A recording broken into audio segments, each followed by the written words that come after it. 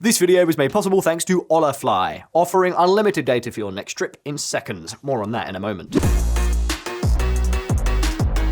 At first, it seems like things would be calmer this time around, but in the end, Trump was back to his old ways. He launched a fierce offensive against the Chinese empire. He did it through tariffs, threats, and all kinds of restrictions. For days, the headlines just kept coming. We don't really know if it was his own idea, or if the so-called anti-China hawks in his cabinet, like Mike Waltz and Marco Rubio, managed to push their agenda. Whatever the case, the escalation was full on. For instance, this happened just a few days ago. NVIDIA says US will restrict sales of more of its AI chips to China. The restrictions are the first major limits the Trump administration has put on semiconductor sales outside the United States. Specifically, the Trump administration has banned NVIDIA from selling the H20 chip to China. That's a less powerful chip the company had developed, especially for the Chinese market, after the Biden administration previously blocked them from selling the H800, their crown jewel, their top-tier AI chip. Well, now, not even the less powerful chip is allowed. We're talking about a hit to NVIDIA's sales that could surpass $20 billion in 2025. This move came on top of a wave of tariffs and threats of every shape and color. We're even seeing things like this. US lays out plans to hit Chinese ships with port fees. In any case, Beijing made one thing very clear. No one should expect them to back down, under any circumstances. China vows to fight to the end as Trump's tariff ultimatum looms. So, not surprisingly, their response didn't take long in coming.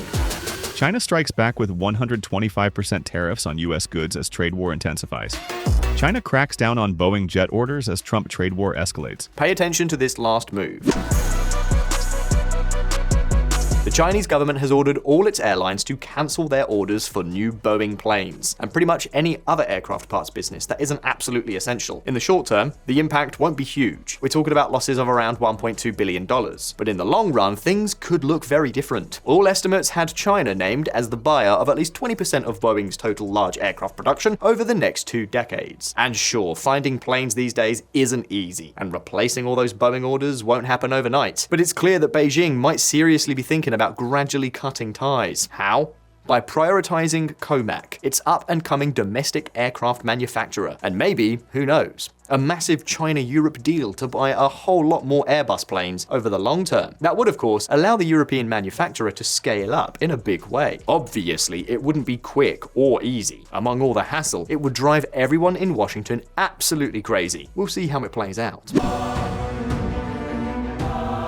In any case, that wasn't the end of Beijing's response. The Chinese are also tightening restrictions on the export of strategic minerals like gallium, germanium, and antimony, materials that are absolutely critical for manufacturing advanced weapons, semiconductors, and electric vehicles. And on top of that, they're also putting together a blacklist of US companies to hit them with sanctions and all kinds of restrictions. In short, out of nowhere, the risk of a full-blown economic war broke out between the United States, the world's biggest superpower and largest consumer, and China, which accounts for over 30% of the world's industrial output. So it's no surprise this clash could turn everything upside down. And maybe that's why, bam, suddenly Trump backed down. Trump says China tariffs will come down substantially, hinting at potential U-turn. First, the White House tenant rolled back tariffs on all electronic products, which make up the bulk of Chinese exports to the US, and supposedly the type of goods that, at least in some cases, could be manufactured in the United States. But that wasn't enough. So now, as you can see, President Trump is already talking about unilaterally cutting tariffs that he himself had imposed just days ago with full force. How ridiculous. What a way to damage global trade and international markets for nothing. Whether justified or not, this is nothing but one improvisation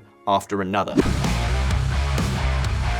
In any case, the point is that this time, the Chinese stood their ground, and firmly. In part because they already know Trump. During his first term, the current president hit them with tariffs and threats of all kinds. But those measures were much smaller compared to this latest offensive. And the truth is, Beijing learned their lesson. And over the past few years, they've been preparing precisely for this scenario. So the big question is, what exactly have they done to prepare? Well, that's what we're about to find out. But before we dive in, let's talk about a common challenge when traveling abroad. How do we navigate new places, handle language barriers, find the best local spots, or stay in touch with family and work while traveling? Simple. We rely on our smartphones. But without internet access, a phone is like a car without fuel. It won't take you anywhere. That's why having a reliable connection is a must. At At VisualPolitik, we've already found the perfect solution: Olafly. Forget expensive roaming fees. Olafly offers an easy, hassle-free way to stay connected abroad. Thanks to Olafly's eSIM, you can skip the hassle of swapping out your physical SIM card, eliminating the risk of losing it. Instead, you get seamless connectivity in over 200 destinations with unlimited data, so you won't have to rely on spotty Wi-Fi or expensive roaming fees. It's incredibly easy. Visit their app or website and choose the plan that suits your needs. Install the international eSIM instantly via QR code or directly through the app. And that's it, you're ready to explore. Contact your accommodation or share your experiences with family and friends. With Olafly's unlimited data eSIMs, staying connected whilst traveling has never been easier. Check the link in the description to get a 5% discount on any plan and destination with your next purchase. And now,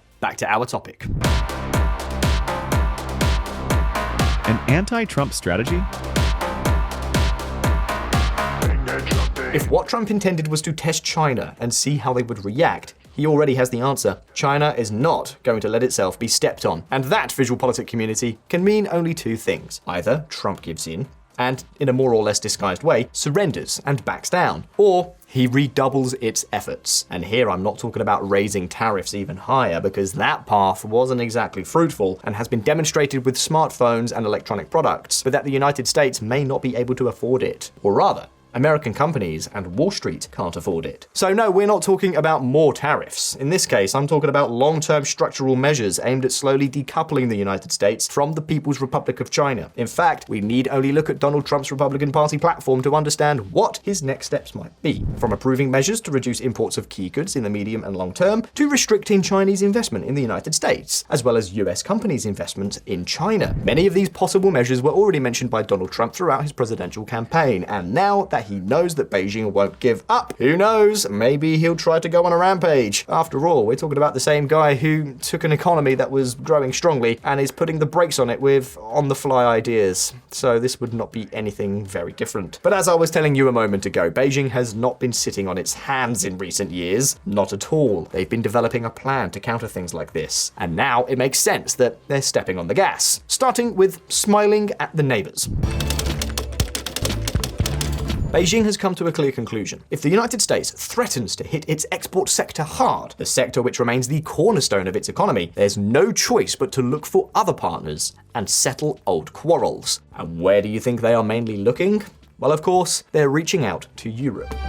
China seeks united trade front with EU opposing US bullying tariffs. Without going any further, Spain has experienced this in recent weeks, and the fact that the government of Pedro Sanchez wants to turn Spain into the gateway to Europe for Chinese capital. Pedro Sanchez closes his Asian tour by strengthening ties with Xi Jinping. Spain sees China as a partner of the EU. But VisualPolitik community, first and foremost, China now want to stop being the unfriendly neighbor. Xi Jinping's anti-tariff tour. China's president is courting US trade partners in Asia. Xi Jinping has embarked on a frenetic agenda to re-establish closer ties and put quarrels with his neighbors behind him, something that has allowed us to see news like this. South Korea, China, Japan agree to promote regional trade as Trump tariffs loom. But guess what? Even though they've stepped on the gas now, this is something they've been working on for quite a while. In recent years, countries such as Indonesia, Thailand, and Vietnam have not hesitated to open their doors to Chinese capital. For instance, in Vietnam, in 2023, China already increased its investment by 80% to $4.5 billion. Not to mention that trade between the two reached an impressive $260 billion.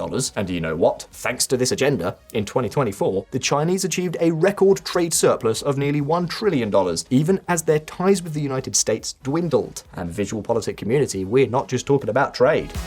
India and China agree to de-escalate border tensions. China and Japan agree to talks on security issues as they seek to mend ties. Indeed, even with one of their biggest historical rivals, India, or Bharat as they now want to call themselves, they're looking to ease tensions. And so, last October, these two powers agreed, for example, to suspend the confrontation in the border region of Ladakh after 4 years of high tension. And not only that, Beijing has also given the green light to the reopening of the Indian border with Tibet in order to facilitate the arrival of Buddhist pilgrims to the area, a clear gesture of truce. And with respect to Japan, well, although the results have been more timid, they've also been making small but significant gestures. For example, the Chinese have lifted the ban on importing fish and seafood from this country, and have also resumed allowing the arrival of Japanese visitors without visas. In other words, while the United States has launched a brutal diplomatic and trade attack against the rest of the world, the Chinese are doing exactly the opposite. And what if we were to tell you that Trump himself seems to be helping rather than helping China in this matter? And now I'm not talking about the trade war, I'm talking about something very different. The cancellation of most US aid projects is giving China a free hand in many low-income countries, particularly in regions such as sub-Saharan Africa. And it's not just about Africa. Faced with the cancellation of many US aid-funded projects, countries like Bangladesh are also looking to Beijing. U.S. aid freeze threatens Bangladesh's fragile economy and political stability. Obviously, this is not the end of the story. We've already talked about this topic here on VisualPolitik in previous videos. China has been working for years to reduce its exposure to the dollar. That is, to stop trading so much with Uncle Sam's banknotes, to reduce the dependence of its reverse side on this currency, and to build means of payment and banking communication that are not controlled directly or indirectly by Washington. Well, neither by Washington nor by Brussels. That is, in China, they don't want the same thing to happen to them as happened to Russia following the invasion of Ukraine. Well, the growing trade with Russia and the agreements with other countries such as Bangladesh, Pakistan, India, and Bolivia have allowed the yuan to make a more than considerable leap. Specifically, the share of the Chinese currency in international trade doubled only 2 years after the invasion. Renminbi moves to take 4th spot as currency for global payments. SWIFT. Let's see. The yuan still has a small influence, although they have been taking steps to make things different in the future. Because if there is one thing that is clear to China, it's that they want to depend less and less on the dollar, even for one of their star imports. What do I mean? Well, this. Recent talks of China paying for Saudi oil in renminbi led to expectations that China's massive purchases from the kingdom will push more of their oil trade to be denominated in the Chinese currency. And we're not just talking about the yuan. Beijing and many other countries may also start to become more comfortable with other currencies. And of course, here, the euro stands out in its own right. If Europe does its homework, they could deal a decent blow to the dominance of the dollar. The damage is done. Trump's tariffs put the dollar's safe haven status in jeopardy. Experts say fears about unpredictable policy are creating crisis of confidence in U.S. bonds once seen as risk-free. Let's not forget, we started this video talking about Nvidia and the new restriction passed by Trump. Well, as you can imagine, the Chinese have also been preparing for just such a scenario. It goes without saying, China cannot aspire to be a superpower if it continues to rely on Western technology, because that exposes them not only to Trump's onslaughts, it also exposes them to those of other presidents. For example, one of Joe Biden's last actions as President of the United States was precisely this.